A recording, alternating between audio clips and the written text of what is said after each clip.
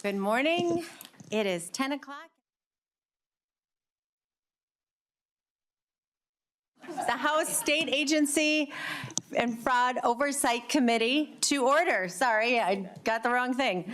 I am delighted to welcome you all here. And before we get into the substance of the day, we are going to approve the minutes from our last meeting. Vice Chair Anderson, have you had a chance to review the minutes? I have, Madam Chair. I'll make a motion to approve the minutes as is. Is there a second? We don't need a second. All those in favor say aye. Aye. Any opposed? Minutes are approved. All right. Our first, the order of business today is that we are hearing from the Department of Human Services on the Housing Stabilization Services Program and then the Integrated Community Supports Program. Then we will move to public testimony and member questions. Chair Pinto. Thank you, Madam Chair. I did want to raise, there was just a concern I wanted to raise and a question to ask as we get started. So when the hearing was noticed up, or since the hearing was noticed, there have been a couple of significant announcements that have been made. You're running for governor. Congratulations to you. Governor Walz is running for re-election. He's announced that. And I have the concern, this is an incredibly serious issue of integrity of our public programs.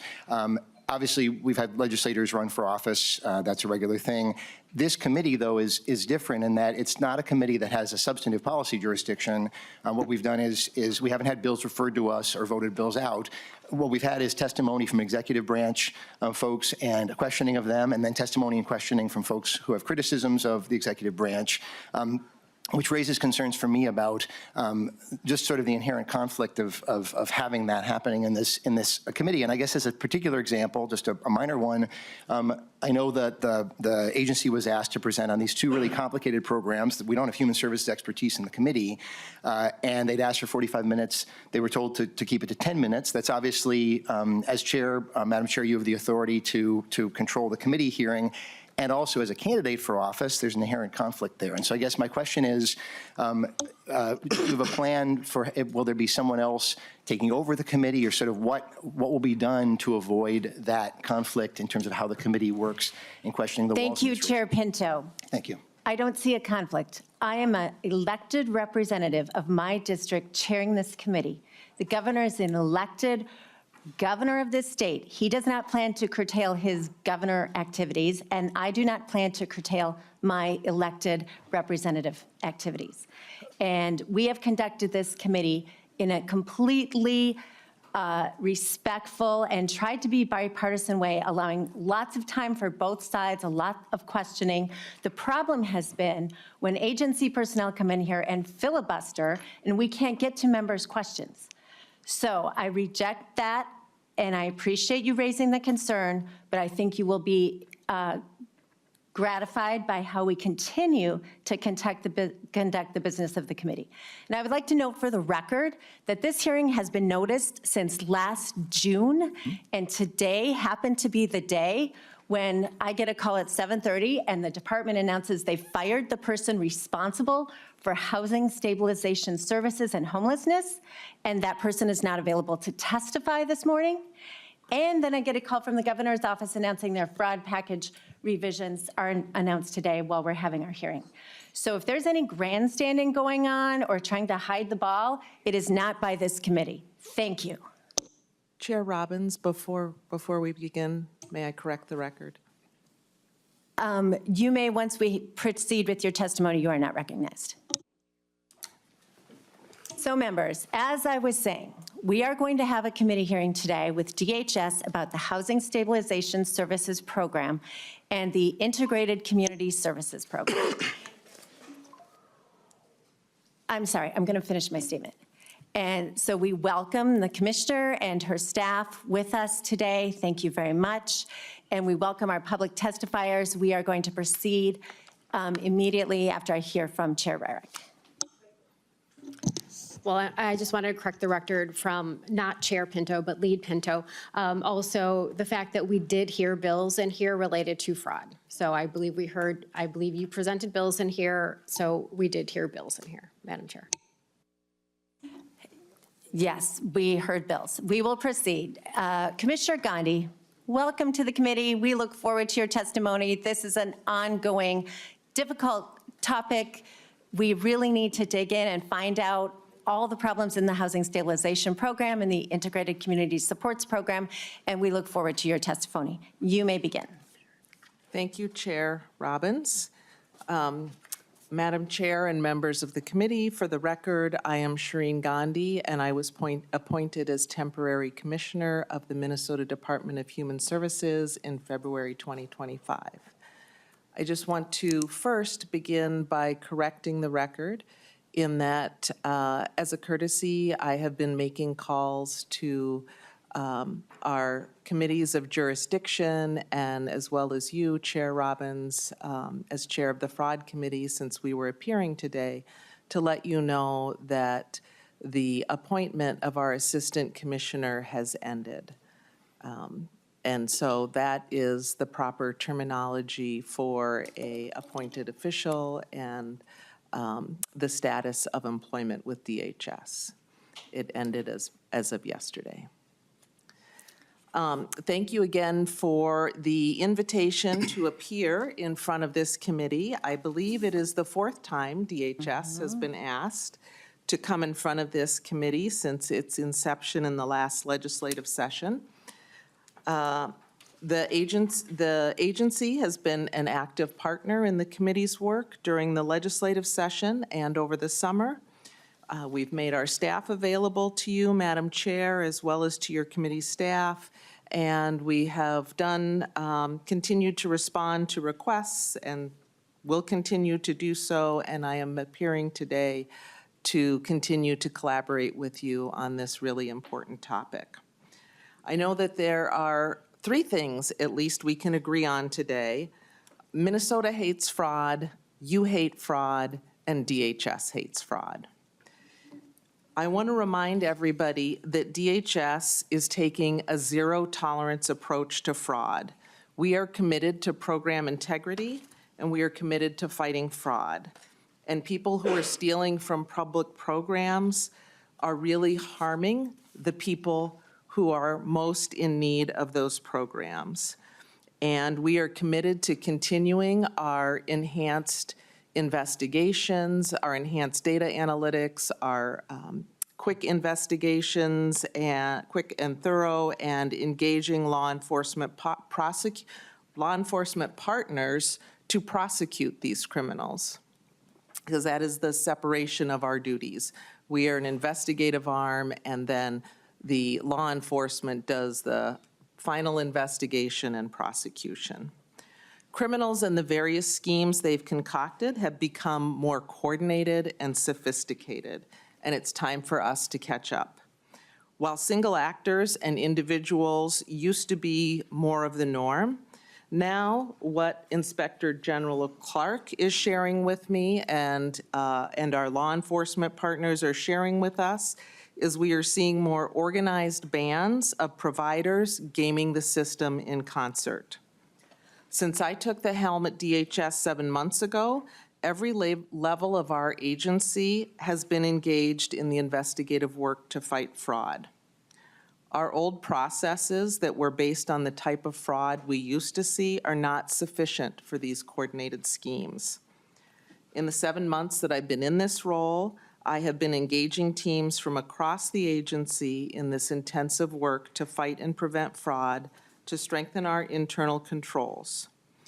We've done a lot of work, but there is a lot more to do.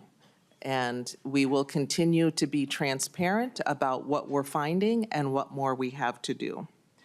After the past few months, we've also been working across the enterprise with other agencies and the governor's office to identify additional tools and steps that we can take to prevent criminals from trying to exploit our programs that serve vulnerable adults and children in Minnesota. The executive order issued by the governor today gives DHS additional authority to move forward with disenrolling inactive providers, putting a temporary moratorium in place for new provider enrollment, creating unique identifiers for providers to track across programs, referring bad actors to the Department of Revenue to investigate tax fraud, and creating a statewide OIG work group using our new data sharing capabilities and more. In terms of your request for information on our two programs, Housing Stabilization Services is a Medicaid service. It is distinct, separate from the state-funded housing support program that provides rent assistance. The Medicaid service helps people with disabilities find and keep housing with using various methods. It is for Minnesotans who are 18 years of age or older with incomes at or below 150% of the federal poverty level. We have approximately 21,000 individuals and 1,800 providers, roughly, that are enrolled.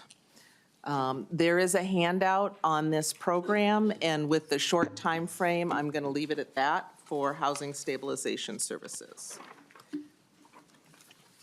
For Integrated Community Supports, or ICS, this is also a Medicaid service enacted by the legislature in 2019, providing supports to adults 18 or older living with disabilities.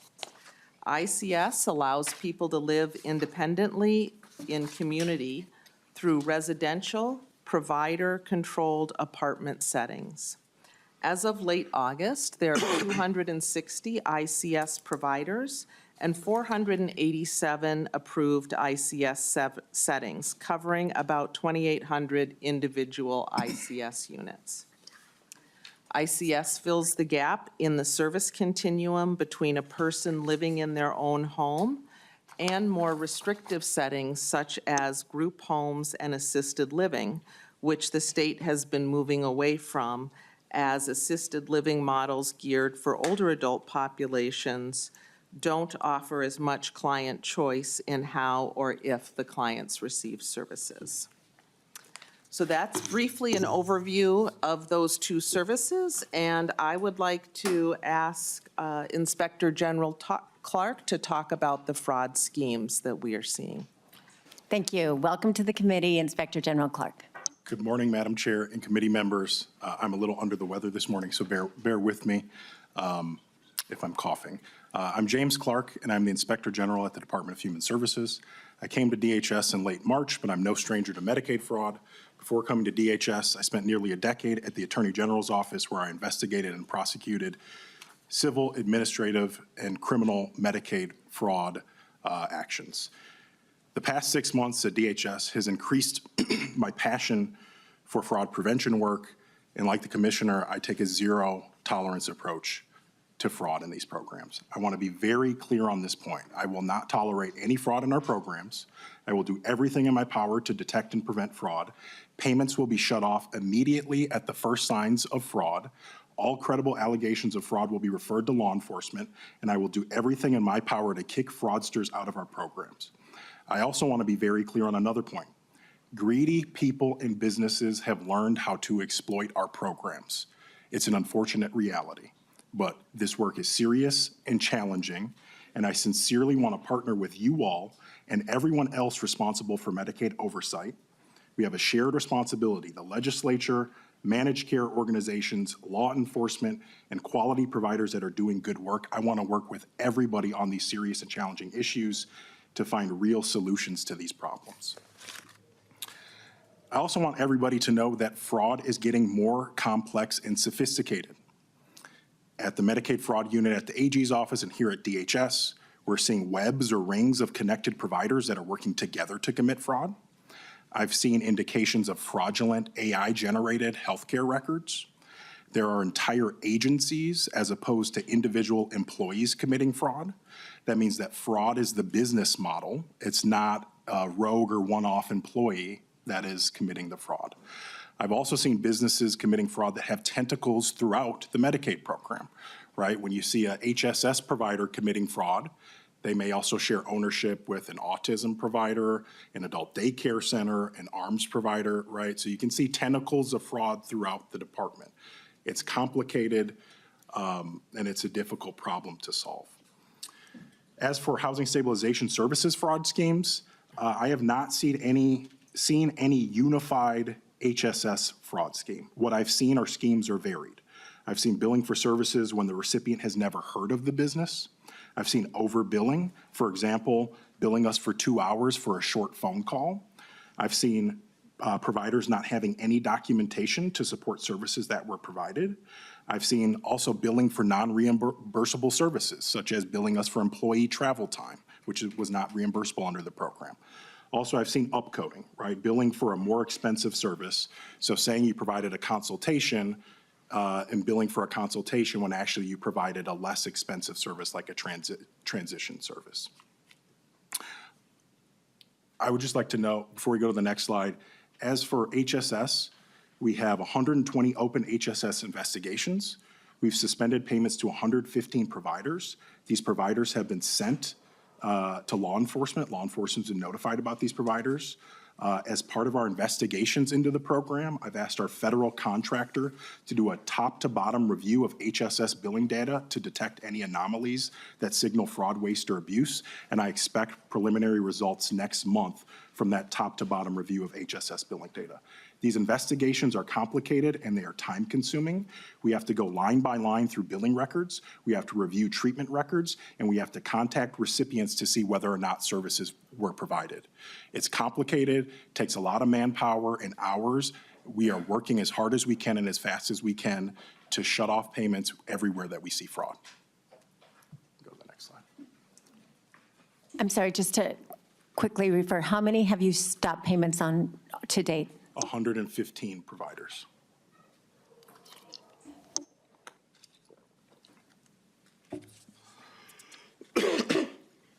Chair Robbins. I know, I would kick it back to the commissioner. Okay, Commissioner Gandhi. Thank you, Chair Robbins. This slide provides a high-level overview. As Inspector General Clark shared, he and I have both been working to understand the timeline of what has transpired with HSS so that we can make changes to DHS's internal controls and processes, as well as to keep taking quick action to identify and investigate fraud, stop payments as fast as possible, and make referrals to law enforcement to prosecute these criminals to the fullest extent of the law. So this timeline provides high-level information on HHS actions, reforms, and new processes. There's a lot more items behind this, and if we want to get into that during questions, we can, but at a high level, I want to flag on this slide that we began investigations in the fall of '23. We began engaging MCOs and CMS to investigate this in the spring of '24. Patterns began to emerge throughout '24, but again, it still was not what we learned by employing enhanced data analytics.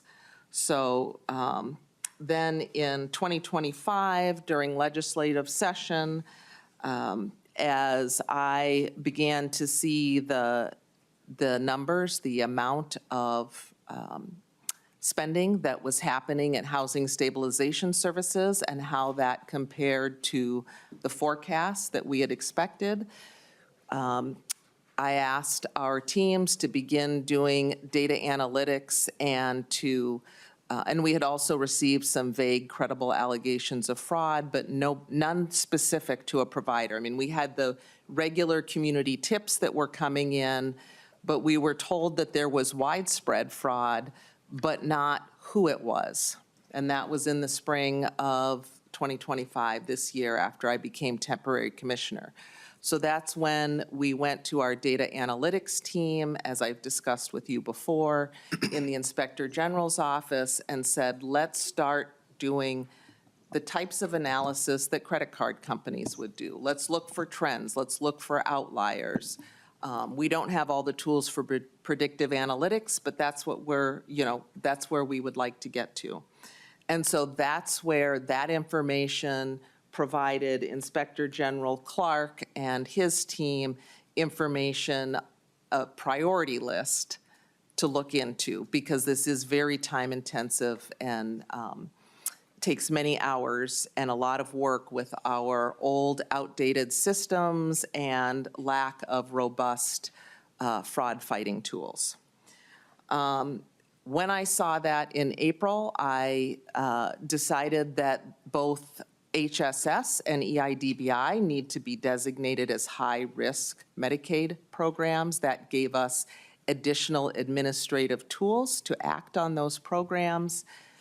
We are required to give 30 days notice, so in early May, we gave notice to providers that those programs were going to be high-risk programs effective June 1.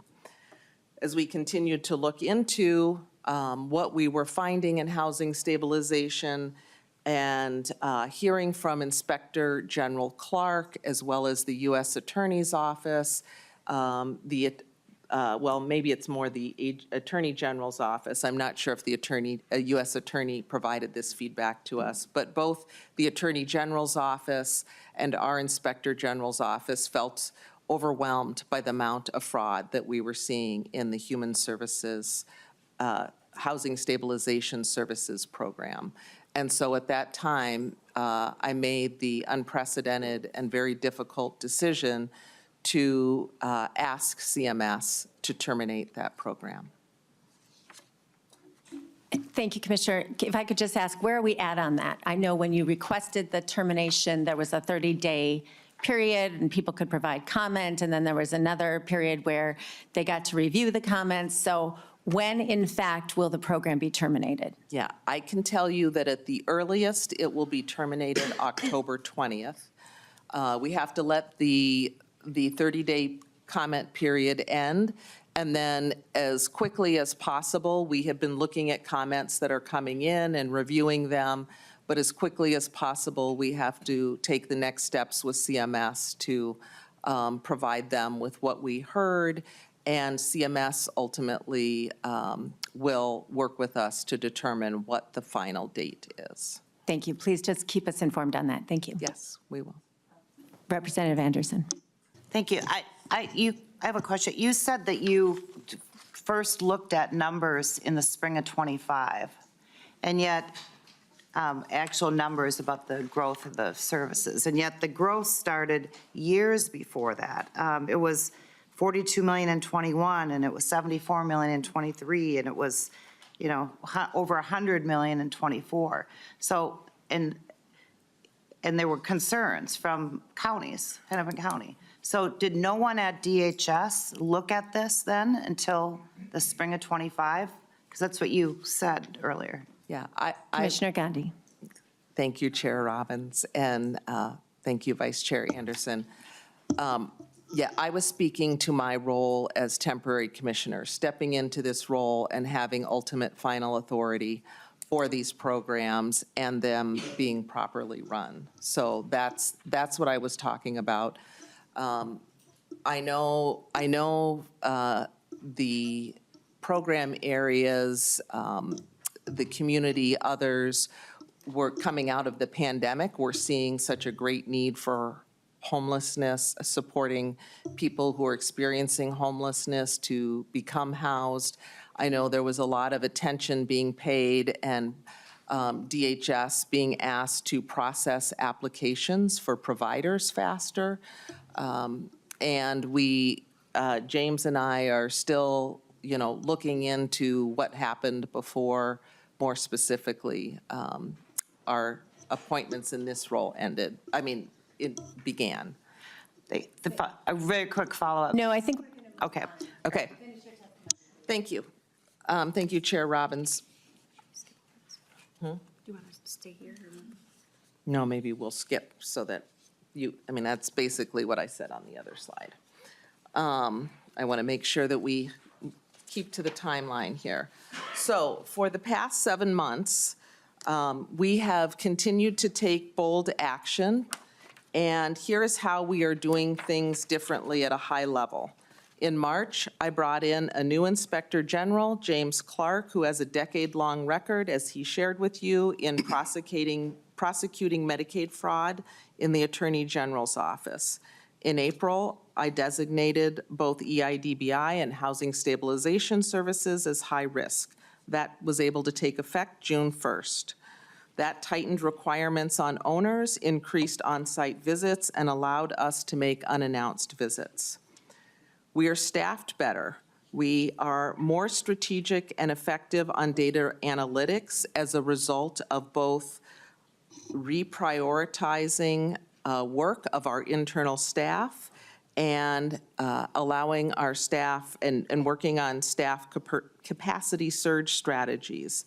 Also, the enterprise has come to our assistance, and in September, we were able to bring in 5 additional data analysts from Minnesota Management and Budget, their results management team.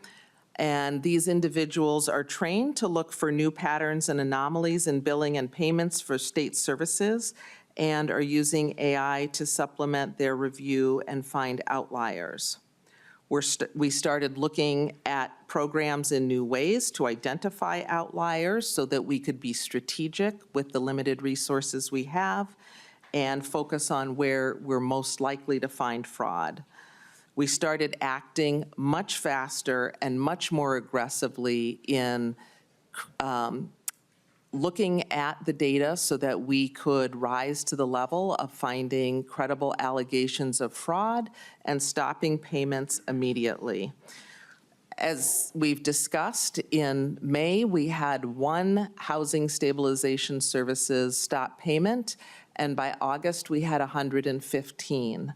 That large change came about because on May 9th, we had a meeting with the Attorney General's office and the BCA to talk about fraud and what we could do to act faster with what we were seeing. We had a past practice of waiting to stop payments until investigations had concluded. And investigations are time intensive and were taking too long. So we flipped that. We flipped that and decided we were going to stop payments as soon as there was a credible allegation of fraud, not wait for the investigation to conclude unless our law enforcement partners asked us to not do that because that would jeopardize their investigation. So all of us agreed that that was the right change to make given what we were seeing. And then on August 1st, I asked CMS to terminate Housing Stabilization Services. That process is underway as we discussed. I do want to say before I close on that there is a need for Housing Stabilization Services, and we recognize that. We will be working to provide providers and counties and our partners with resources that people can be referred to when this service is terminated.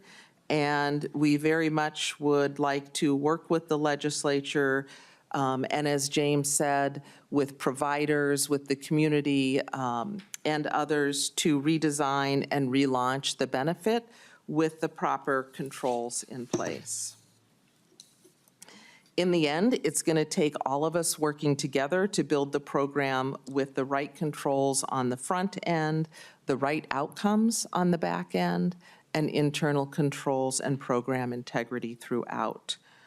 We have to get it right for the taxpayers, for the people we're serving, and for the providers.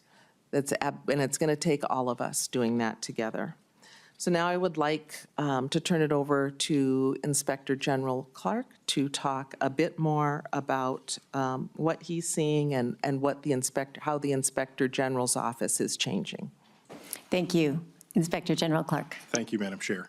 As the Commissioner mentioned, since I came aboard in March and at her direction, we are doing things differently and prioritizing our work differently. One tool that I'm leaning into that's essential that the department leans into in order to do our work faster and better is data analysis. Since I've come on board, we are taking a more thorough review of billing data to identify red flags. We are also looking at our provider networks and data related to our provider networks to ensure that we are only doing business with quality providers. We want to work with good providers, but if you're inactive or there's no need for your services or you're greedy or you're not providing quality services, we don't want to work with you. We need to be proactive in the fight against fraud. When I came on board, DHS, and we still are primarily a tip-based investigation system. Responding to tips is important, and we need to react to tips, but we can't just take a reactive approach in our fight against fraud. We need to be proactive. We do not have the resources to have investigators looking over the shoulder of the 300,000 providers in Minnesota to make sure that they're billing us correctly.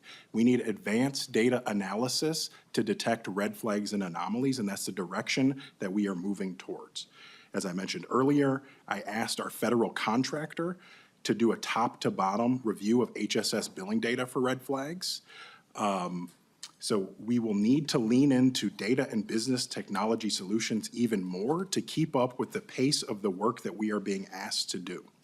So this slide contains information about the shared responsibility for Medicaid data analysis, right? DHS, we do our own data analysis in-house, but we also partner with external vendors, federally mandated contractors, like the Unified Program Integrity Contractor and the Recovery Audit Contractor, which we engage with on data analysis projects. And we also rely on the investigative and data analysis capacities of our Medicaid managed care partners. You can go to the next slide. The commissioner touched on this briefly, but I wanted to highlight that since the commissioner brought me on board, since I've gotten direction here, we are more aggressively than ever suspending payments to providers. Now, being aggressive comes with risk, and it can jeopardize investigations. Under Minnesota law, we have to notify providers if we suspend payments due to fraud allegations. I've seen it before. If providers catch wind that they are being watched, they can destroy records, they can delete emails, they can delete text messages, and they can tamper with witnesses. So there is a risk to acting fast, right? You have to weigh the need to proactively shut off money as fast as possible with the risk that you're also going to have to notify providers, and then they can start, whether it's using AI, tampering with witnesses, they can start inventing a whole world of services that they provided. But since May, I fully understand those risks, but since May, our process is now to suspend payments immediately once fraud is seen. Previously, we were waiting to suspend payments until investigations were completed or until law enforcement accepted a referral. That process, like I said, the investigation process into Medicaid takes a long time, right? We're looking at billing data line by line. We're looking at provider records. We're going on site. We're doing interviews. That can take a long time. So we have changed that approach. We are proactively suspending payments at the first sign of fraud. Nevertheless, we're continuing to collaborate with law enforcement. I'm leaning into the strong connections that I have in law enforcement here at the AG's office and at the federal level. And I've taken an open book approach with law enforcement. Anything you need from me, anything you need from the OIG Inspector General, I'm an open book. Data, documents, experts, I will get it to you as fast as possible to assist law enforcement investigations. However, before the priority was to protect criminal investigations, now the priority is to immediately stop potentially fraudulent money from going out the door. There is risk there, but I think it is the right approach to immediately stop money and not have these investigations play out over several years. You can go to the next slide.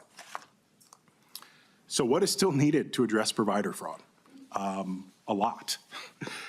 We need to have closer relationships and more oversight with managed care organizations. I want to make sure that they are doing everything they can to prevent and detect fraud. To that end, I met recently with compliance and investigative staff at Blue Cross earlier this week, and I look forward to strengthening our relationships with all MCOs to make sure we are on the same page, breaking down silos of communication, sharing information where we can to ensure there's strong oversight over the Medicaid program. This might be the fifth time I've said this, but we need better business technology solutions and upgrade. We really need to modernize our program integrity technology. Given the seriousness of our responsibilities, ideally we would have the same technology and capabilities as the private sector does to prevent and detect fraud. That's just simply not the case right now. I also think the legislature should look into strengthening our payment withhold authority. It is a tool, like I've said, that I am leaning into to shut off money at the soonest sign of fraud. I think we also need to look at expanding our authority to potentially suspend payments to businesses that have their licenses revoked or suspended.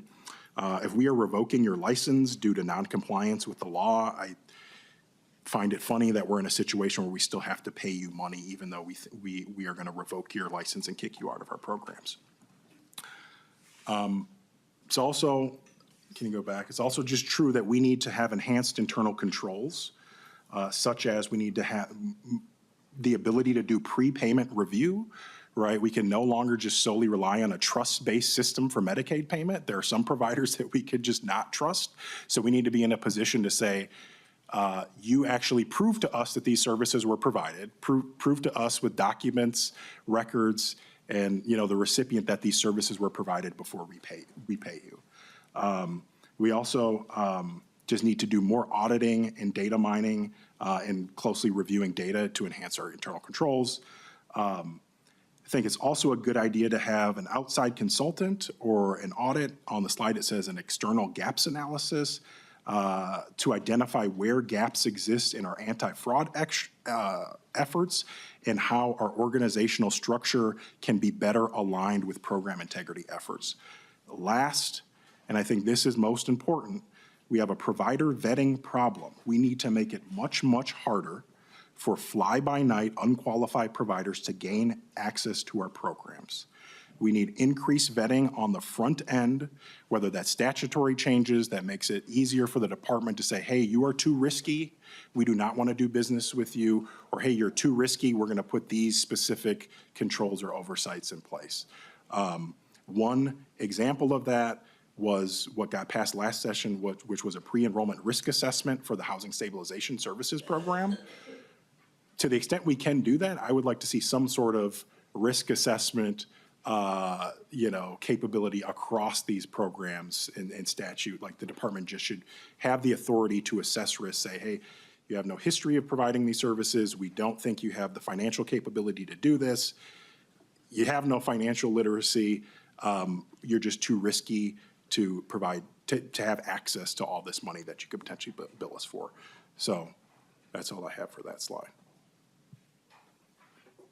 Thank you very much.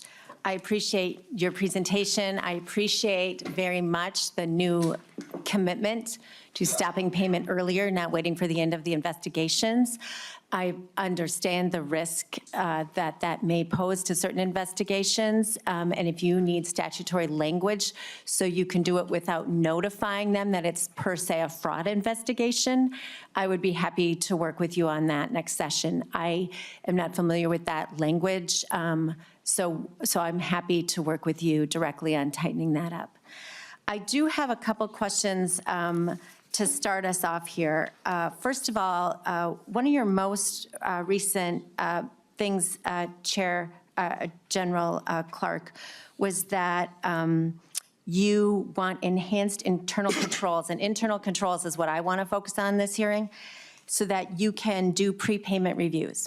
I've had multiple conversations with CMS at the federal level in the last month, and they tell me you already have that authority. You can impose a prepayment review. So I don't know if there's some sort of miscommunication between you and the feds, but they have told me on multiple occasions you have that authority and you are not using that. So I think we should maybe get on a conference call or something, but my understanding is you can and should be doing more of that. And then secondly, with the pre-enrollment risk analysis, again, my understanding is you could do that already. So could you speak to why you think you can't do that? So Do you want me to start? I can start. I mean, to answer your question, it's my understanding we got funding last session to start prepayment review. So we are in the process of contracting with an external vendor to start. I mean, it's just work we've never done before. So we need to figure out how we're going to do it and how we're going to implement it. But you've always had the authority. In your statement, you said you didn't have the authority. Well, then if I did, I misspoke. I think we can implement it. I mean, I don't think we need like legislative approval to do that. So when we're talking about internal controls, I'm talking about things that we can fix internally, right? That would better help us in our anti-fraud efforts. So if I misspoke, I'm sorry. Thank you.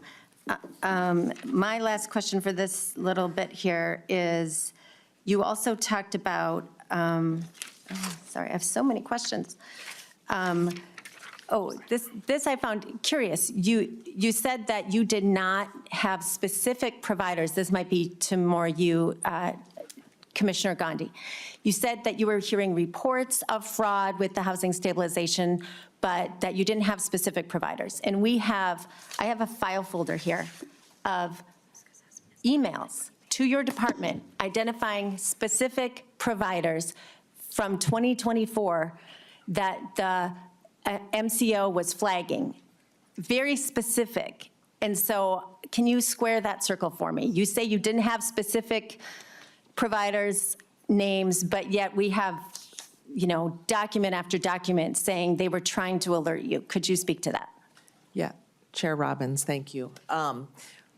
I tried to be clear. I think I wasn't clear since you're asking this question. So what I was saying is we started with a few, what we call Inspector General Clark calls community tips. So it's this information being provided to us that there's potentially fraud, and it's coming to us and somebody's giving us specific information. And those started to come in around fall of '23. We had more in '24. What I was speaking to in spring of '25 is that we also received a community tip but it had no providers attached to that community tip.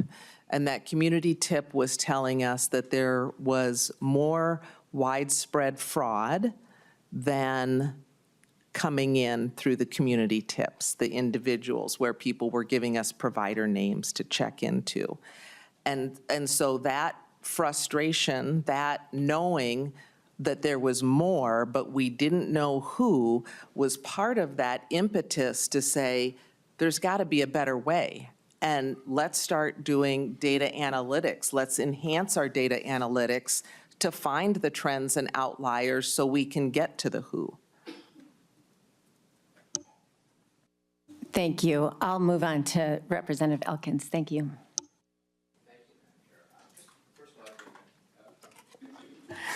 Thank you. A quick question for IG Clark, real quick. Have you, at this point, been able to come up with any kind of a rough estimate of the dollar value of the fraud, just what you've caught so far? So what I can... Commissioner Clark, or General Clark. Sorry. What I can say is that for the 115 providers that we've suspended payments to, those providers in total have billed us about $100 million in fraud, or $100 million over 6 years. So that's like the universe of money we're dealing with. Mm-hmm. Now, the exact amount of that universe, which is actually attributable to fraud, right? We're seeing a mixed bag in our investigations, right? You have a provider, maybe they're doing some legitimate work, maybe they're not doing some legitimate work. It's a mixed bag, right? So that's the universe, but I would anticipate as investigations, administrative and criminal, play out, ultimately prosecutors or a court of law will determine exactly from that universe how much of it is actually fraud. Okay, and then following Yes, one more follow-up. Thank you. So I think the theme of this presentation is really stressing the fact that we have been working in the dark ages with the technology. And I think everybody at this table knows pretty much how bad the data systems that DHS uses. I did a tour. Well, let me go back. So the last presentation we had, Commissioner Gandhi presented a list of the 8 different data sources that a frontline county worker would need in order to evaluate a Medicaid application. So I went out to the Dakota County Service Center and sat with the trainers who teach the frontline workers how to use the existing systems.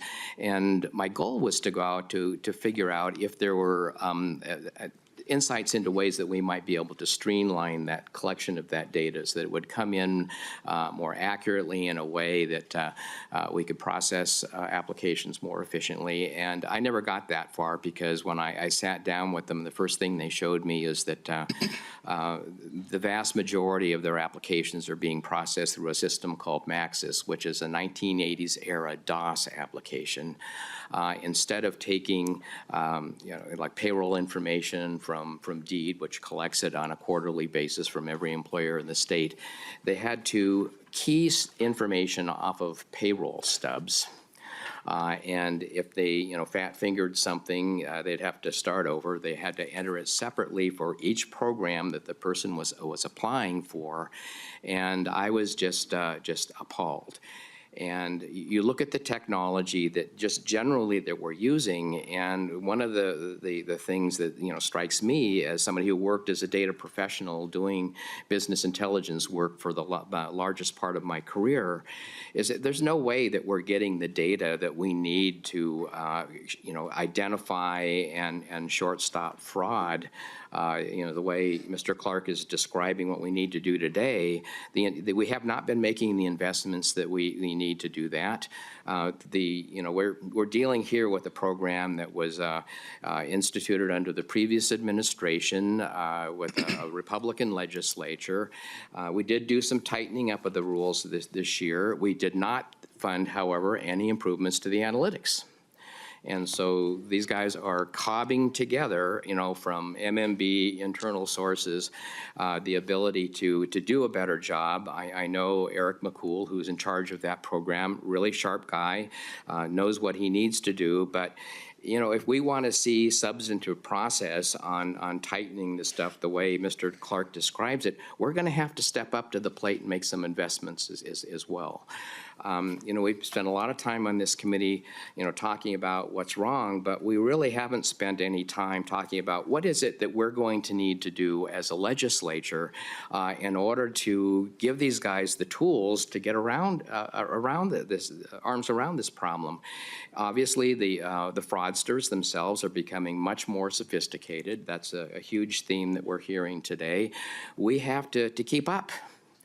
We need to be, if the fraudsters are going to use AI, then we need to be able to use advanced analytics as well. And we need to step up and give these guys the tools that they need to do their job. So we've got an all new, the temporary commissioner is new, the IG is new, the guy in charge of, Eric in charge of the analytics project is new. We've got a good team here. They're smart people. They know what needs to be done. We need to give them the tools to do it. Thank you. Before we continue, I see the question list is growing. We're going to move to our testifiers. So I would like to invite Rachel Lien up, and then Cain Pence will be second. Thank you all for your testimony. I hope you'll stay around in case we have questions after the public testimony. Thank you.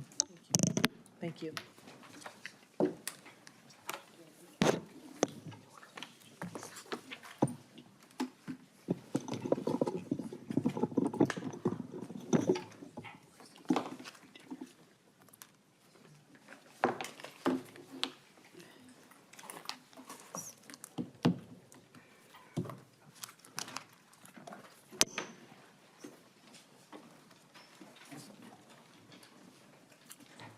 Welcome to the committee, Ms. Lien. Please Hi. state your name for the record and then proceed with your testimony.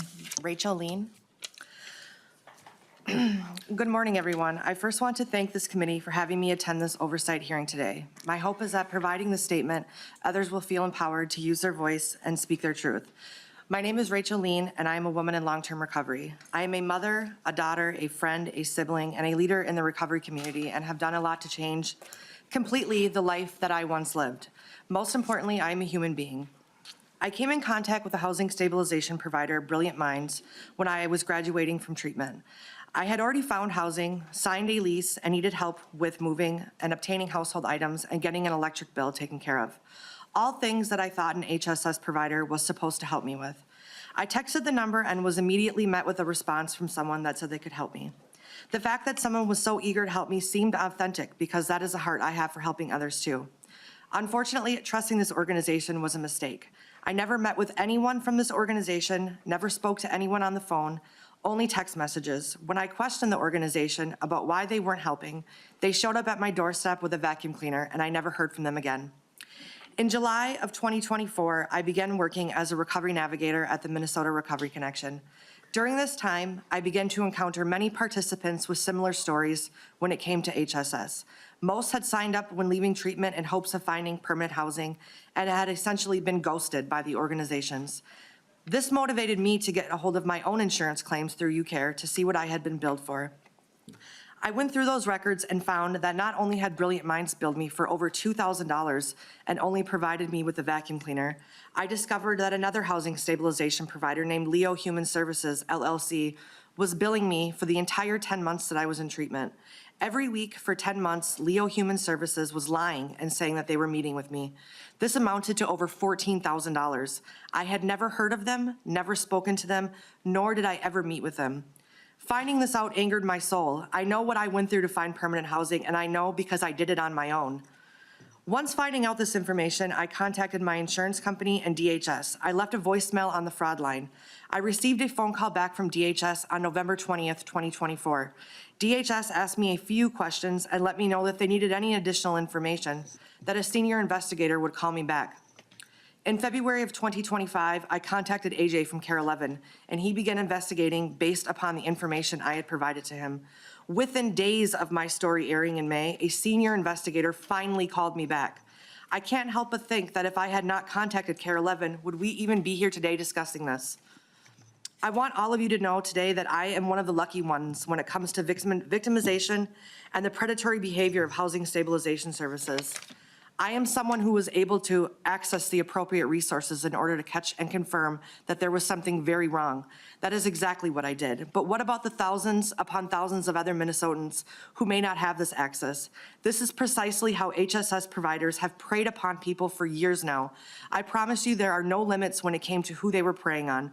It could have been someone like me, your neighbor, or any community member you see outside without homes to this day. I think I speak for everyone in the recovery community when I say that we are sick and tired of the rampant fraud and people getting rich off the backs of our addiction. Even as someone who accessed the proper resources, compiled all of the evidence of fraud through my medical insurance, and sent it to DHS, it was still not enough to be heard. My question to DHS is this: by your standards and policies, what is a credible allegation of fraud? Why was I not someone who was credible enough to be listened to the first time, even with all of the evidence that I had provided? This is not the first time in a fraud case that DHS has done something like this. I implore you all today to please think about that. When all this first came to light, for me as a victim of this program, I was angry for myself and how I got taken advantage of. Like I said before, I am one of the lucky ones. I have a home, I have a place to eat meals, I have a job now. I have the things that I need to live my daily life. There are people who are not as lucky as me when it comes to stuff like this. That is why I am now even more angry for all the ones that are still suffering the repercussions that they didn't ask for once they decided to trust an HSS provider. With this anger comes real motivation to make a change and be a voice for those who don't have it. That is why I said yes to coming and speaking in front of all you today. My hope is that by doing this, others will tell their stories and real change will be made so something like this never happens again. Thank you, Ms. Lien. Thank you. You raising your voice and speaking out is making huge changes throughout state government, and we really appreciate it. So on behalf of the committee, we appreciate you standing up and speaking out. Thank you. Thank you. Mr. Pence, please join us at the testifier table.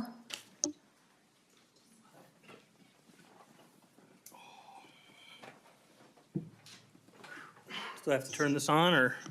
It's already on. So please Okay, state well- your name for the record and then begin your testimony. And just as a reminder, the committee staff had recommended 2 minutes for testifiers, so try to keep it short. But we want to hear from you, so thank Brevity you. is the soul of wit. So thank you, Madam Chair. When I was a young man. I'm sorry, could you state Cain your Pence, name? Cainpence. When I was a younger, healthier man, I was actually a political theory major in Washington, D.C. And when I used to go for long walks, I'd go by the National Archive. And outside there, it was written, "Eternal vigilance is the price of liberty." So thank you. This is what is needed. There needs to be people who are eternally vigilant. And I 100% agree with that last lady, what she said about the media. Channel 5 did a story on me. And after a year of trying to contact DHS and explain to them the massive fraud that is going on in ICS, the next day they happened to call me. I find that to be more than just a coincidence. I ended up by a strange series of events in ICS, and I'm just telling you right now, a couple years from now, you're going to be having a committee hearing for the same thing that happened with HSS, happened with autism, happened with Feeding Our Future. There are people who don't have housing, including myself, so they come into one of these ICS that gives them a rebate on housing and promises them service. So it's really a housing program masquerading as a service program. And what they do is they charge this unbelievable daily rate. I brought all the billing record if anybody wants to meet with me afterwards. $276 a day in my case, and they don't do jack. They do nothing. So they give you a rebate on the rent. In my case, it was an $1,800 apartment I was getting for $600. And within 5 days, they make up for it by charging for all these services that they don't give. And there's a lot of people in the program who need things who don't say anything because they're scared of the providers. They threaten you, they intimidate you, they tell you you're not going to have housing. And well, I come from a group of men who fought for America. My father actually went to prison over Vietnam. My great-grandfather was a decorated Marine. My great-great-grandfather fought in World War I. And I said, you're not doing this to me. I'm not a wimp. And I fought back. Of course, I was called a racist. I was called a fascist. I was called all these names. Why? Because I wanted groceries. Because I wanted my place cleaned. And how many times did I call DHS? They didn't do a damn thing. Nothing, until there was the news report. So I hear all this fancy stuff up here, and you guys don't do anything. How many times does somebody have to call them? 10, 15, 20? It's ridiculous. So my 2 minutes, I just want to say what Thomas Jefferson said. Eternal vigilance is the price of liberty. Thank you for the committee, and I really hope something happens. That's it. Thank you, Mr. Pence. Next up, we have Josh Berg.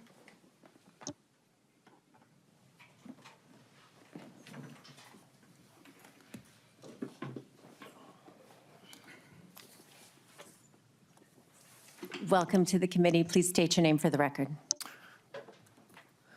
Thank you, Madam Chair and members of the committee. My name is Josh Berg.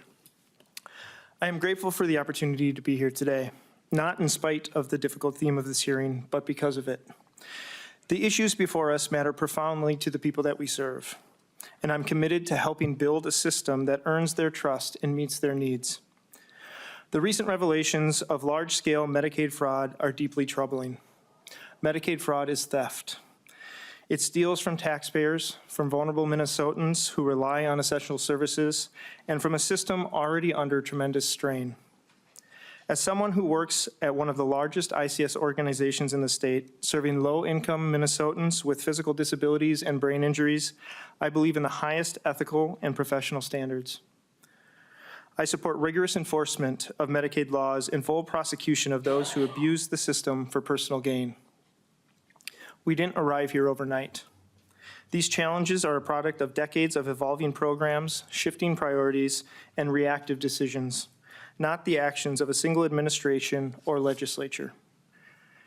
Now is not the time for blame or partisan rhetoric. We all share responsibility for the system as it stands, and we share the duty to fix it.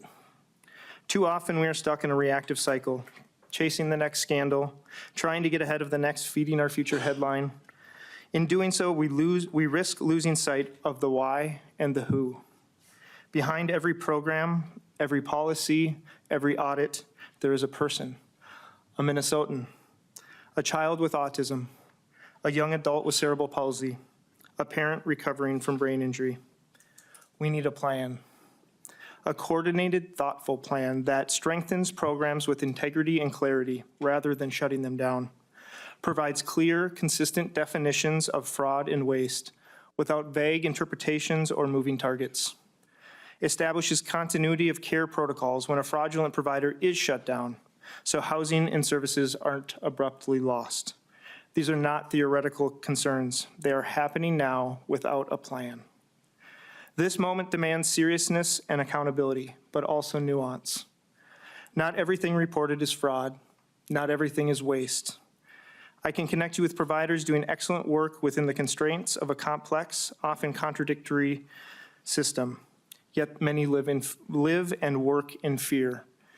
Fear that shifting definitions or one disgruntled staff or client could put them in the headlines, facing investigations or payment withholds without any due process.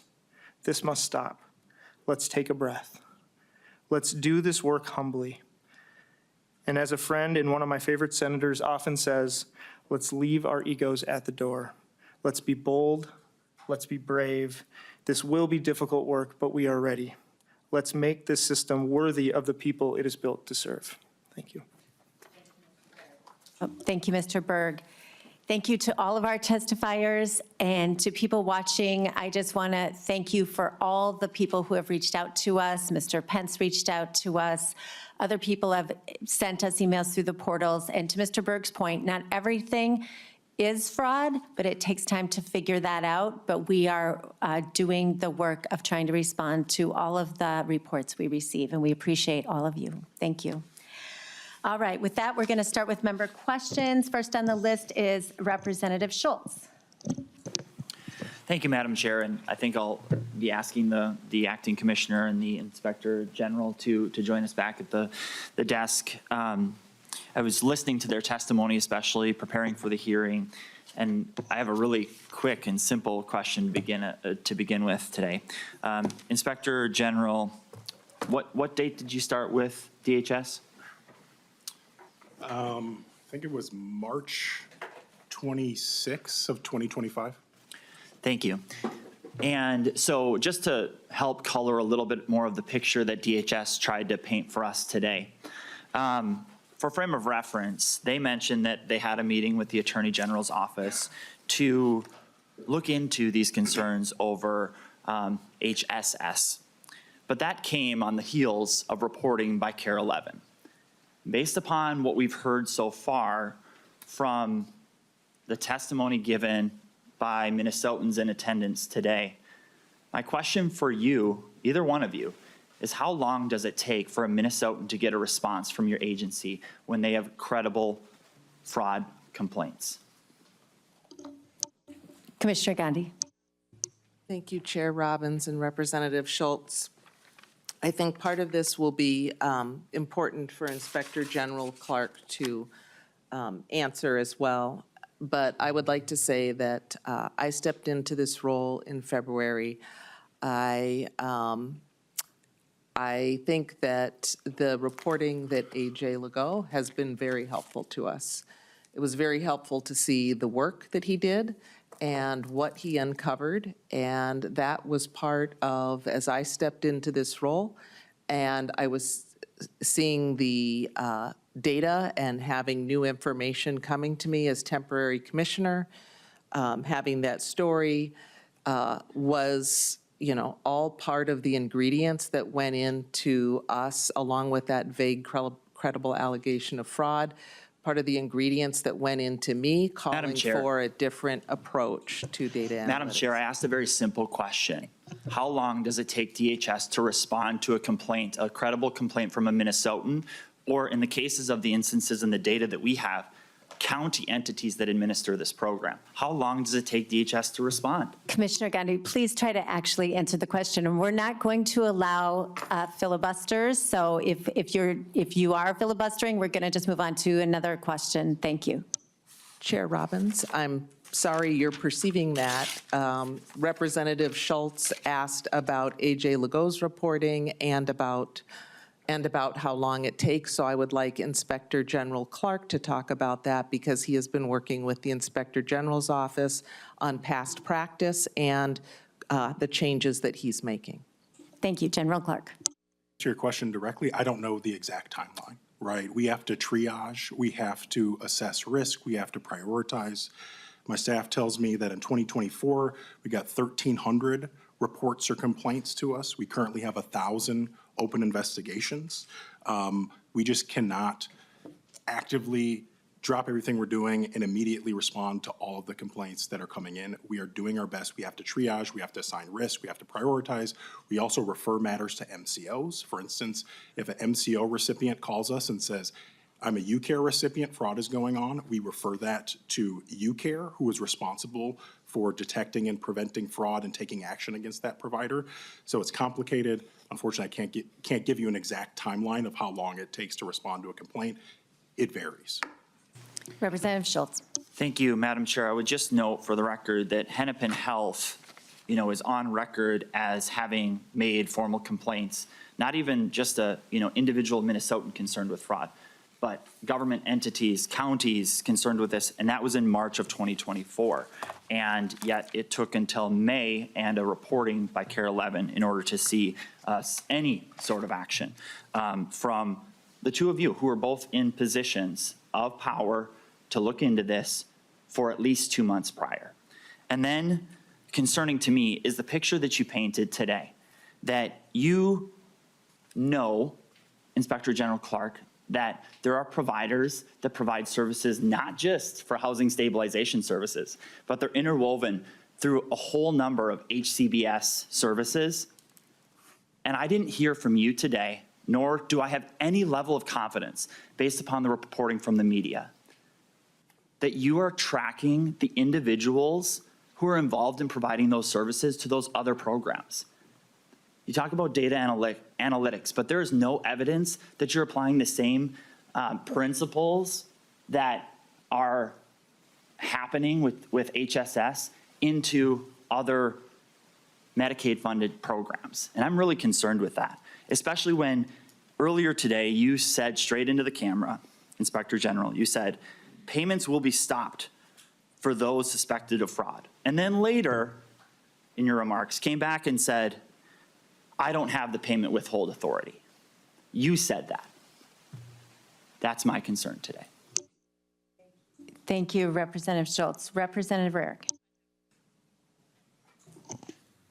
Thank you, Madam Chair. Well, I have so many thoughts. So I appreciate that we've had two members of the public that have had really bad service come forward, and on behalf of the state of Minnesota, I apologize to you. And I know I happened to walk in with one of our testifiers because he was trying to find how to get to this room, and thank you for all you went through to even get here today. Thank you, I appreciate that. I want to talk just a little bit about what happened just on Monday at the homeless encampment. So this is what happens when we don't serve people. We just heard two amazing human beings, one that has found recovery, and God bless you for finding recovery. I worked at Teen Challenge for a couple years, and I feel for you what you've been through. And it's really unfortunate that the state of Minnesota and the Health and Human Services Department let you down. But just on Monday at the homeless encampment, there was a mass shooting. And that's because these homeless people don't have a place to go. We have all of these services everywhere in state government. Just in this alone, the Housing Stabilization Service, since its inception, doled out $302 million when it was expected to have $12 million of expenditures. And very little of it, in fact, according to Joe Thompson, at a CARE 11 interview, said the vast majority of the spending of that $302 million is fraud. Now, I don't know exactly where that number lies. He might. He's doing a deep dive. Thank God for Joe Thompson, because he is investigating. He is going actually to the sites. I still haven't heard a ton about site visits, looking at the records as they exist, and doing his due diligence. And hopefully, he will be, and the feds will actually take action with what's happening, because we're sorely lacking, Madam Chair, here in Minnesota. So that's one thing. I would also say that as I looked at the CARE 11 report just from September 11th, even in that report, A.J. Legault said that the agency, the Inspector General, was flying blind. This is just days ago.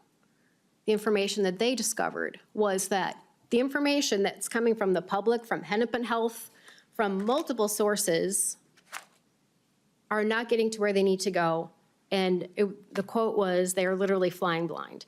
They saw payment to dead people, fake meetings, forged signatures, bribes, phantom services, kickbacks, fly-by-night companies. Not difficult things to see. All you had to do was show up at their door and realize that in one building alone, there were 22, I'll call them ghost providers, 22 providers in one building alone. I have a document in front of me that said that's not unique. In another building in Minneapolis, there are 20 providers. In another building, 15.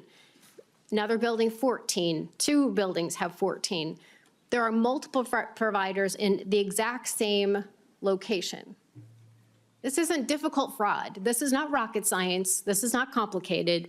This is easy stuff. I don't know why I don't know how many hearings we've had and asked questions of the agency, what are you doing? And it seems like not much. Sorry, Representative Berg, do you have a question? Do I have a question? I did have a question.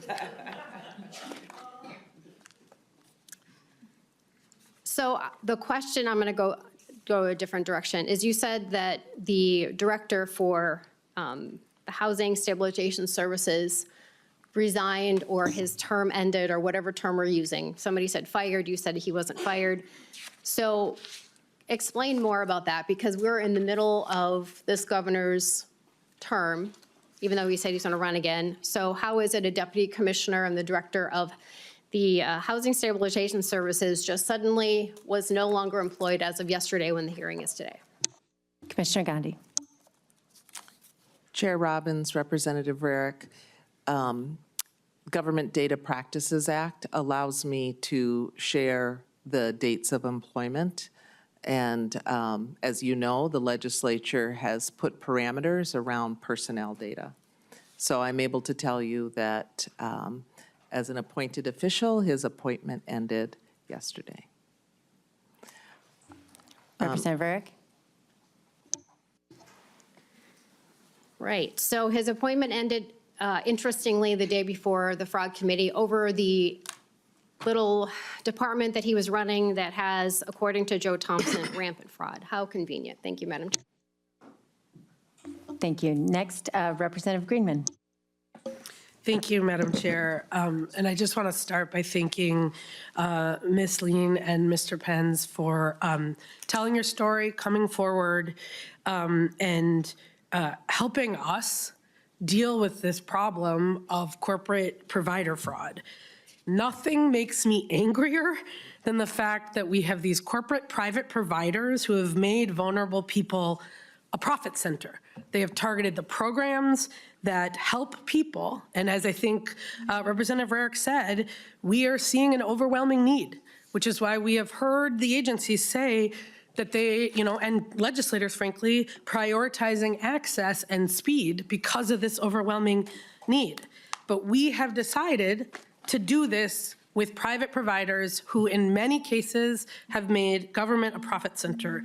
And I think I heard you say this because I've heard Drew Evans say this in, Superintendent Evans say this in public safety, I believe. We were talking about the expanded resources for the Attorney General's Medicaid fraud control unit.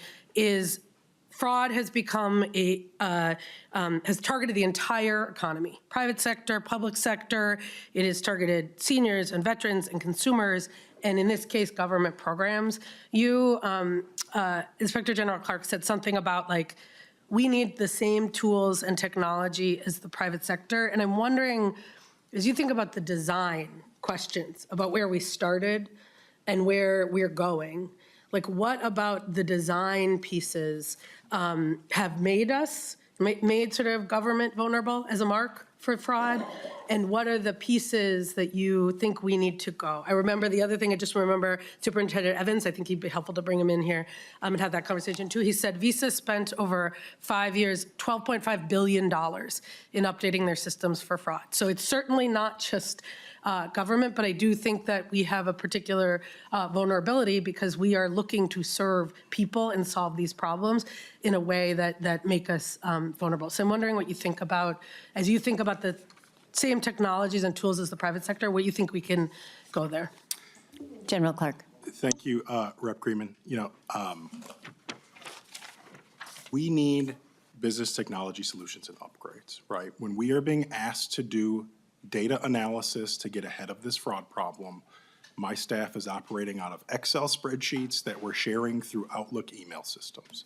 We have antiquated systems that are not able to do predictive analytics to predict to see where trends are going, right? Oftentimes we are looking at data after the fact, after billing has gone out.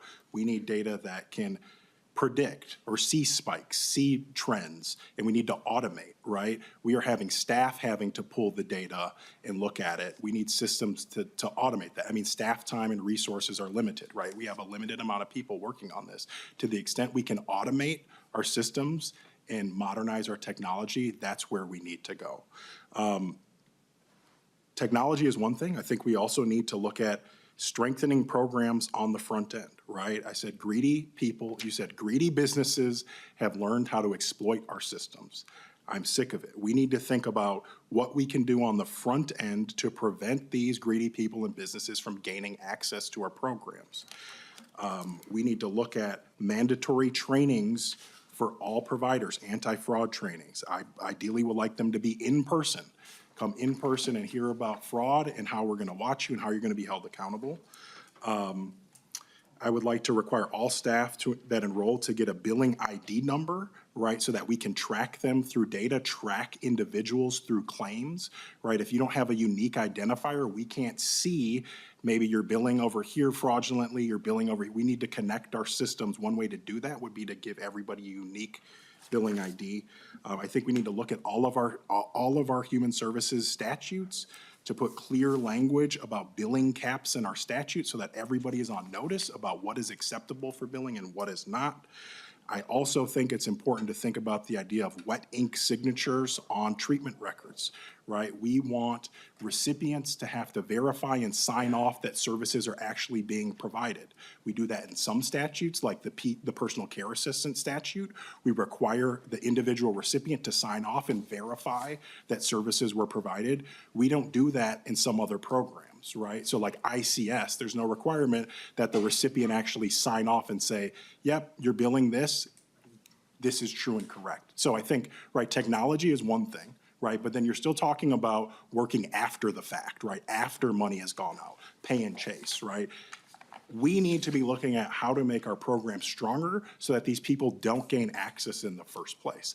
And I talked a lot about technology, but I'd really like to partner with you all and the legislator to think about fixes that we can do to prevent people from gaining access to these programs. Some of those are legislative fixes, like I said, wet ink signatures on treatment records. That could be a start.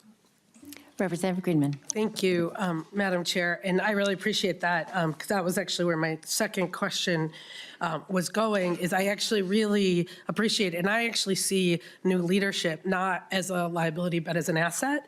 I think what we are seeing is leadership, whether it's a temporary commissioner, whether it's Inspector General Clark. I hope we have a new assistant commissioner who is as committed to both doing the things that we have been doing, which is trying to a certain degree harden the target of government to this, to think about how do we actually change the business model?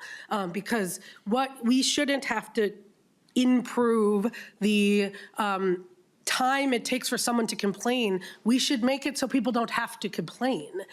And what I see is, as we look at this, and this is the question for what we should be doing on this committee, is we have seen because we have outsourced all these services, I mean, 300,000 providers, because we have outsourced all of these services, we have we have left ourselves very, very vulnerable in the same way that we look across the economy, but we also have not been able to do the redesign because we have frankly been focused all our time on how you can more manage all of those contracts and all of that pre-vetting. What would it look like if we did this differently? And I know this, to me, is the work of this committee. I know that if we are looking at best practices from other states, maybe even other countries, if we are looking at different models of service that takes the profit motive and the profit center out of the provision of services, that we could be doing the job. And I know that that doesn't make for great sound bites, and it doesn't make for great fundraising emails, and it's not a good platform to run for office, but it is our work here. And so I am wondering, like, how we could use this committee, because we don't mark up bills. Like, so far, mostly what we have done is just ask angry questions and I think try to get press. But what I want to see us do is think about how do we take on that business model and think about how government could be doing this differently, that the public could be doing this differently so that publicly provided services are publicly accountable and potentially publicly provided. And we've talked about this over and over and over again, but I think this really puts a fine point on it because we have to be able to meet the needs of our communities, and we have to do it in a way that doesn't create a vector for private sector fraud, whether it's United Healthcare or it is an individual provider with 15 offices. We have seen fraud in all those cases. United Health is being investigated for Medicaid fraud. And so there's one through line here. Very diverse set of entities, very diverse set of people. It's happening all over the country. The through line is they have made government a profit center, and that I think we should say is unacceptable. So I'm wondering what you think we should be thinking about doing as policymakers, and as people can actually say the system isn't working as it is, what we should change it. What should we be looking at? What model should we be looking at? What should we be exploring in that vein? Commissioner Gandhi? Thank you, Chair Robbins. I would like to quickly just thank Ms. Lien and Mr. Pence for coming forward with just very quickly thank them for coming forward.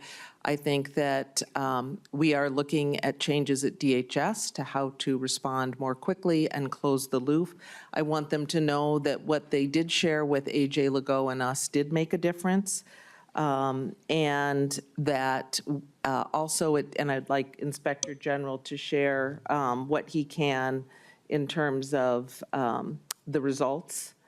And we are looking at the way that we've approached housing stabilization services. We are also looking at other Medicaid programs. So we are using the same playbook. General Clark. Thank you.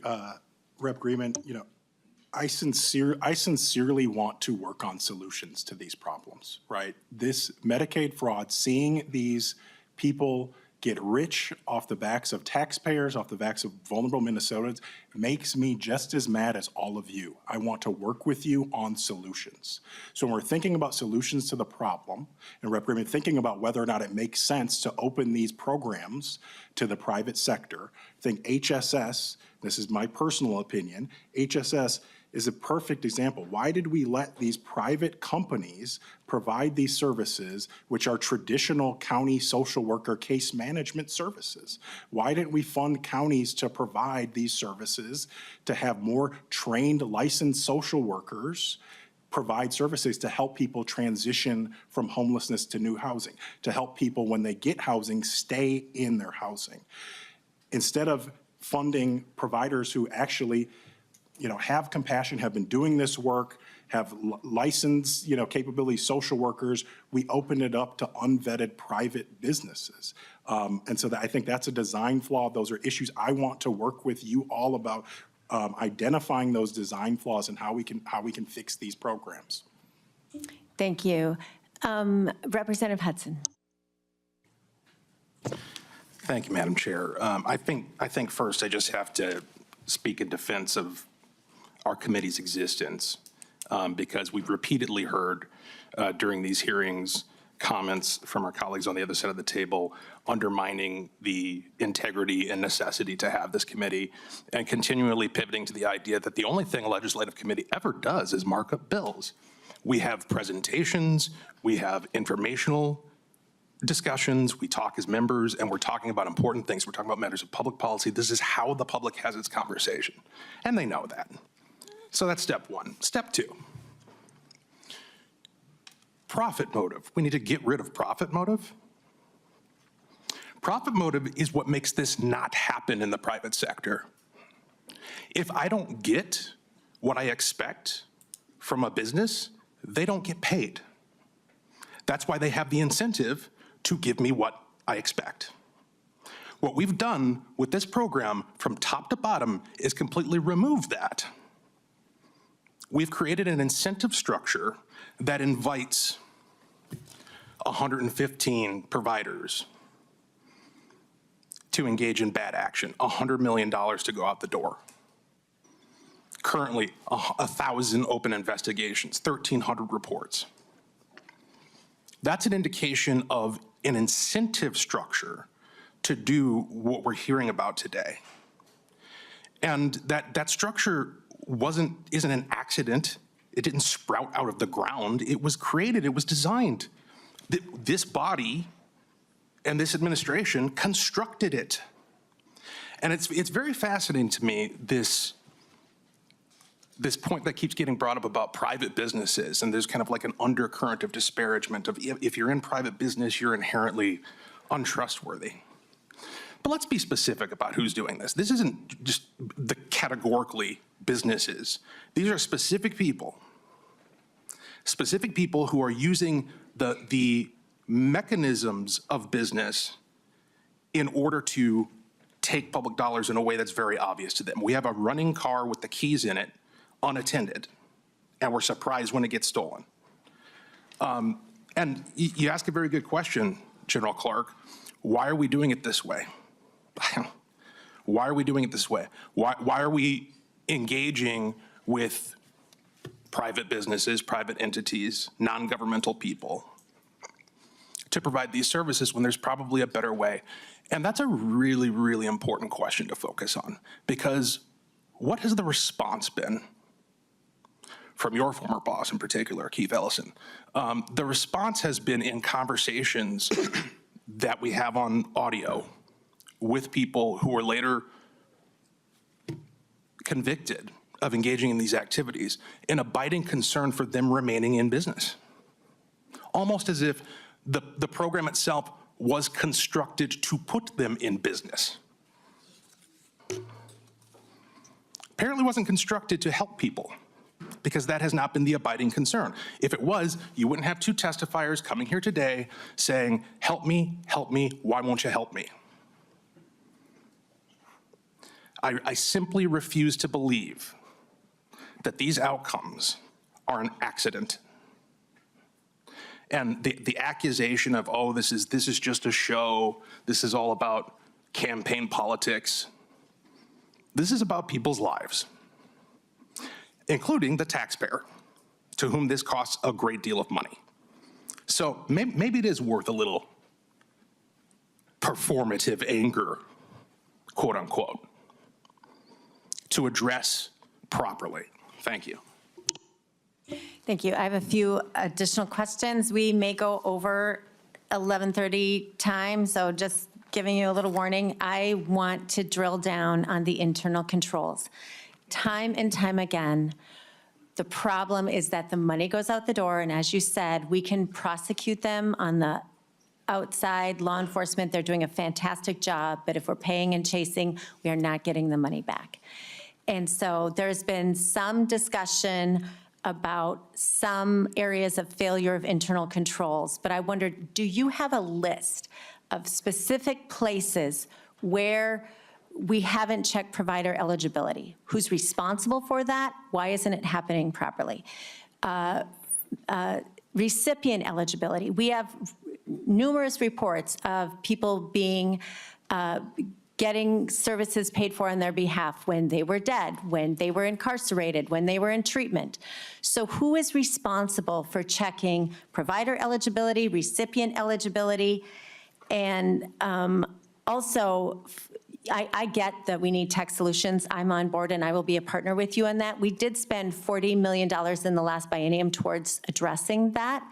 And I know that work is going on right now to identify providers to help with the new upgrades. But nevertheless, the recipients have found this, getting their own billing records. The reporters have found it by showing up at different locations. Our staff put together this handout that all of you can read, where just looking at Hennepin County, they found the HCBS licenses, and they identified 22 at one single address. 20 at one address. And I'm making this available to you, and I will send you the unredacted copy with the names of the providers. Like, this took our staff a half an hour just to do the data research. Not a half an hour, half a day, I'm sorry. So this is doable right now. And so I appreciate that, but if we can't get to it in this hearing, what I would like to have from you in a follow-up meeting is a list of all the places of internal controls, provider eligibility, who's doing it, recipient eligibility, who's doing it, who is managing the flow. We saw just in the spreadsheet of how much the increase was over time in billing. Our staff has put that together for you here for those in Hennepin County. You see dramatic increases in billing in 23 and 24. Like, that's knowable right now. So based on this, I would like a general answer about the layers of internal controls you're looking at, but I would like a specific answer. And then I have a follow-up after that. Thank you. Commissioner Gandhi. Chair Robbins, thank you for that. Would be happy to work with you on that. This is part of the work that we've been doing the last 7 months. We have been, like I said, doing the data analysis on the different services that are in Medicaid, and then we also have a multidisciplinary team looking at program integrity, which really needs to begin at the conception of legislation and go all the way through post-payment review and outcomes, and have internal controls throughout. I will tell you that we have some internal controls, but it is not sufficient. We need more. And so our team is developing a program integrity playbook where we will continue to improve. And coming from the private sector, I think we also need a private sector review, as is in the executive order, looking at the gaps analysis and what we could do better, because it's always hard to evaluate your own work. Thank you. Commissioner Gandhi, you keep referring to that you've only been in the job 7 months and that you're taking on this review. What was your job previous to being acting commissioner? Previous to being acting commissioner, I was deputy commissioner. And before that, I was assistant commissioner, and before that, chief compliance officer. And so you have been in these roles of having a compliance oversight role for how many years? I was compliance officer from 2017 to 2021. And the compliance officer role is distinct from program integrity and the fraud work that's done. One of the things that we're looking at in our new work and my ability to reorganize the department is to integrate that so it's not siloed. I'm glad to hear that. We need to step that up. Like today, we have all these theories and plans and working groups. Now the governor announced another working group today. Like, we just need to stop the fraud on the front end, and we need to know people are doing the due diligence that our staff was able to do, that reporters have been able to do, that citizens have been able to do, that the department doesn't seem able to do. So to your point, Inspector General, I really like your ideas about the wet ink signatures and some of the very specific things you gave us. I would like to follow up with you on that for legislation.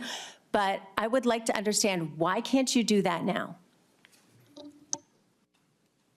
In like what, so if you look at chapter 256B, right, the Medicaid statute, like each of the services has a subdivision of that statute which talks about like documentation requirements, enrollment requirements for providers, eligibility requirements, right? So like the personal care assistance, for an example, it talks about the requirement that providers need to have specific records, specific requirements, time in, time out, dates of services, signed off by recipients, signed off by the staff member under penalty of perjury that fraud has not been committed on this treatment record, right? That same language does not exist for documentation requirements across chapter 256B. Does it have to be in statute, or could you just do that? You could put that requirement on all programs. Am I not correct? I don't have a definitive answer to that. I don't believe so. I don't think that the statutes require what documentation requirements are. So for like HSS, right? It had the provider enrollment requirements and it had the documentation requirements. In this last legislative session, we sought a fix, right, to change the documentation requirements and to change the provider enrollment requirements. So I think there do need to be legislative fixes to those statutes that outline what documents providers are supposed to keep when they're providing services. So I'm willing to partner with you on that. Happy to try to get you a definitive answer, but I do think that there are legislative changes that would help strengthen these programs. Terrific. I would love to do a follow-up meeting, because my understanding from talking to the feds is that you have more authority. Even if the statute doesn't require it, you are still able to do that. But perhaps that's not true. So let's get together and look at those requirements and find ways to draft a bill to strengthen that for next session. I sincerely want to partner with you on these issues. Terrific. And then my last question is, sorry. So you talked about how you've changed the model, and in housing stabilization services, you are stopping payment before the investigation is complete when there are credible allegations of fraud. To Ms. Lien's question, she asked us to ask it, what defines, in your mind, the credible allegation of fraud? And then secondly, are you applying that standard to integrated community services and other programs? I see this as the general said. There are tentacles into lots of programs where the same business model of fraud is happening. So are you applying that only in housing stabilization services, or are you applying it across all the programs? Commissioner. Chair Robbins, thank you for asking that, because I know we talked about that earlier. Yes, that is being applied across all program areas. Credible allegation of fraud is defined in statute, I believe, and I don't know, Inspector General Clark, if there's anything you want to add.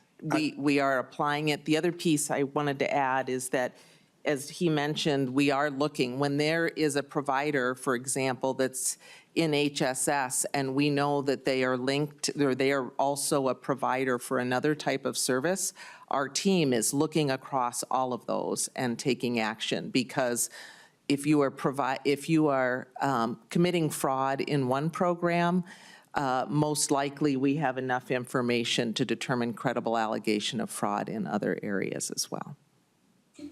General Clark. So to answer your question, the standard for what is a credible allegation of fraud is laid out in statute, right? I don't have the specific subpart, but it's in chapter 256B, right? So when we're thinking about fraud, we're thinking about an intentional, right? These aren't mistakes, right? An intentional wrongdoing, intentional theft. Like fraud is a crime, right? It's our job when there's allegations of fraud, right, to stop payments, refer to law enforcement. It's law enforcement's job to prosecute ultimately in a court of law whether or not that fraud actually occurred. But to answer your question, we are applying the same standards across the board the work we're doing with HSS.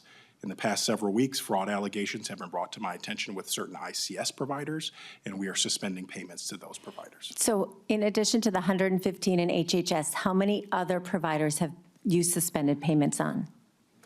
I would have to follow up and give you I don't know off the top of my head. I mean, since I've been there, it's more than just the HSS providers. Okay, please do update the entire committee on that, and maybe you could give us a monthly update so that we stay in the loop while we're out of session? And I think that is very important. I mean, I understand there's data practices limitations, but I think it's important for us to be transparent with the public about the work that we're doing, to instill confidence in the work that we're doing, that we are actually taking aggressive action against providers and shutting off money where we see signs of fraud. So happy to work with you, get you the information you need. Thank you, and I know you want to go lead Pinto, but Mr. Johnson has the actual definition from statute, so I'm turning to Mr. Johnson. Madam Chair, members, it's 256B.064. It's in subdivision 2, paragraph 2, clause 2, and it says that allegations are considered credible when they have an indicum of reliability, and the state agency has reviewed all allegations, facts, and evidence carefully and acts judiciously on a case-by-case basis. Credible allegation of fraud is an allegation which has been verified by the state from any source, including but not limited to fraud hotline complaints, claims data mining, and patterns identified through provider audits, civil false claims cases, and law enforcement investigations. Thank you, Mr. Johnson. I was at the ready with answers. Lead Pinto. Thank you, Madam Chair. Yeah, I actually had that pulled up too and was going to act as your researcher, but we had our actual researcher provide it. And maybe I'll just note in reference to that, so that's actually a pretty high standard. So, and I really do also thank the two testifiers for what they shared. I think the way the statute is written, what Ms. Lien, if she simply, when she called in, that maybe wouldn't qualify under the law that we passed. So that might be something where we actually would want to, well, just in the sense that it says that the agency, it's only after the agency reviews everything and has various corroboration, like it's not just the person who calls in, at least as I read this, that might be something to explore and make changes to. That's obviously up to the legislature to decide what qualifies. So I want to make sure, and I'll note that part of the reason that that's may have been set at somewhat high is the tension that Representative Rarick's question or comment alluded to of providing services to people who are extremely vulnerable and not wanting to cut off funding too quickly to that, because we want to make sure that folks, in fact, get helped out of homelessness, while at the same time, of course,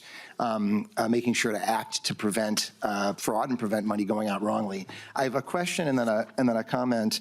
And the question is, I guess I have the sense that there really were flaws in the design of the program from the beginning, as we look back retrospectively in terms of how the legislature passed the program. There were weaknesses compared to other programs, and I'm just wondering if the Inspector General could comment on that, sort of what sorts of weaknesses there were, if in fact I'm correct in asking that question. Thank you. General Clark. My assessment, right after being at DHS for a few months now, is that it was just simply too easy for providers to enroll in the Housing Stabilization Services program. The vetting in statute, it was you fill out some forms, pass a background check, and essentially you can become a Housing Stabilization Service provider. Now, I think that's an important point to note, right? We are doing criminal background checks on all of these providers, all of the owners. So these are people without a criminal history that can get into our programs and then are deciding to steal from us. So if you look at the requirements for provider eligibility and enrollment, right, in the original HSS statute, and then compare that to some of the other Medicaid programs, I think you'll see, right, again, going back to personal care assistance, a lengthy list of specific qualifications, requirements that are needed to enroll, right? For PCA, we required people to be bonded. We required mandatory training in statute. We required a qualified professional, either qualified through education or some type of professional licensure to be, on the staff of a personal care assistance agencies. Those same barriers to entry were just not there in Housing Stabilization Services. I think we need to look at barriers to entry to keep fly-by-night providers out of our programs. Pinto. Thank you, Madam Chair. Yeah, and then just a comment, in part in response to comments made by others, and also, and that was very helpful information, Inspector General. There was a question of sort of why the program was designed in that way then, and why have these private providers come in. And I'll just note the program was passed by actually Republican House, Republican Senate. It was actually a member of the current House GOP who was the House author, and I believe though proposed by the Dayton administration. So recognizing the number of folks at that point. I assume part of the thinking of that was exactly the point that Representative Rarick had made, was making sure that folks in vulnerable positions are being supported as much as possible. I think we can look back and say that was a flawed design. That was not a good way to design the program. We understand the reasons for it. They've been brought up in the course of this hearing, and yet it's something that we need to make sure, and I'm really glad that there have been, and even the tightening through the Human Services Committee this session. But there's a tension there. There's also a tension, I'll note, members, as the Inspector General referenced early on, about acting very quickly to stop payment, but potentially alerting fraudsters. Madam Chair, you made the reference that maybe there's a way to get around that. But for now, that's something that I think also explains one of the challenges. I work outside the legislature as a prosecutor, and I absolutely understand the concern that you're going to alert somebody, really glad to stop the payment. I want to hold them accountable and potentially send them to jail, have a criminal conviction, and that's going to require, as the Inspector General knows, a higher standard, a lot of evidence. So there's a tension there. There was a comment that the profit motive is why this doesn't happen in the private sector, and I will direct members' attention to Drew Evans' testimony a number of hearings ago, talking about, I think he said that Visa's identified $1/3 trillion, $350 billion worth of private sector fraud. The Visa sees this is a growing concern for corporations, for individuals. This is happening, in fact, in the private sector, and we know this is a case where the program had this design tension built within it. And then the final tension that I see, and this referenced is referencing the committee. No doubt at all that we need to be focusing on program integrity and on fraud in our public programs. I found a challenge for that in this seat, that as we're diving deep into these human services programs, it's our colleagues who have the expertise, and actually what I want to do is be able to say to them, hey, these are changes that you should be making in your programs. And that's the piece that I found very challenging in this committee. I would say that while it's true we've heard a couple bills informationally, we have not had bills referred to us. That's what I said at the beginning, nor have we voted on bills. And there's a real challenge in having an insight into what is happening in this area. So that's the tension that I'm seeing as well, that there's tensions throughout this. No doubt at all that program integrity is an incredibly important topic. That's exactly the reason we want to make sure that we're doing so in as effective a way as possible. And members, I'm sorry that I don't see that happening. So I appreciate the testifiers, and I think we just need to continue pushing. Thank you, Madam Chair. Thank you. So members, we have 2 people left on the question list, one from the friends on the DFL and one from the Republican side. Is there consensus that we allow those last 2 questions? Because I know I'm holding us over. Is that okay? All right. Therefore, Representative Elkins. Thank you, Madam Chair. I wanted to respond to one of the comments that Representative Hudson made about, the private sector. I spent the last 25 years of my career doing information technology design and development work for a wide variety of private sector firms. And what I would say is that if any of these employers or clients had allowed their IT systems to deteriorate to the degree to which we have allowed DHS systems to deteriorate, none of them would be in business today. You made the point about, well, how can Hennepin County produce this chart and DHS can't?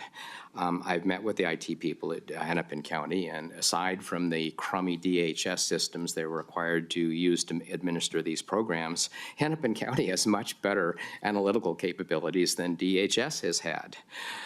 You posed the question about, well, why can't we figure out why, when people are dead, why are we paying benefits to dead people? Well, I have met with the IT staff at the Department of Health. So the Registrar of Records at the Department of Health is the source of of truth for births and deaths in the state. And the IT people at MDH think it's completely appropriate for them to stand up what's called a data service that would allow DHS or another agency to just query a system and get back an answer to the question, is this person still alive? I've had the same conversation with the people, IT staff at DEED, and they think that it's perfectly appropriate that instead of DHS workers having to key employment and income information off a paycheck stub, that they ought to be able to send a query to a DEED system and get the current employment and income information for a person in real time as well. But we don't allow that. We're requiring people to key information into a 1980s era DOS system that doesn't, put the information into a form that, Mr. Clark and his team can use to ferret out these issues. So I cannot emphasize enough the fact that we need to come up with a plan and make the investments that are required in our IT infrastructure to enable what we want to happen. Thank you, Representative Elkins. Representative Andrews. Thank you. And Representative Elkins, I completely agree with you on that. So, and I don't know the history of, if there's been proposals, I don't know. But, we have to function much better because clearly we're not. And I would encourage, we're the legislative branch, you are the administrative branch. And your role is to carry out all these programs and to set rulemaking and to make sure there's no fraud and to do what needs to be done so things are properly administered. And if that means IT systems, if that means, actually creating rules so that you can stop this, if that means when you have a credible allegation of fraud, which I would argue Ms. Lien had the data and sent the data in or attempted to send the data, and that is a credible allegation of fraud with the data, which was not acted on until there was a TV news story on it.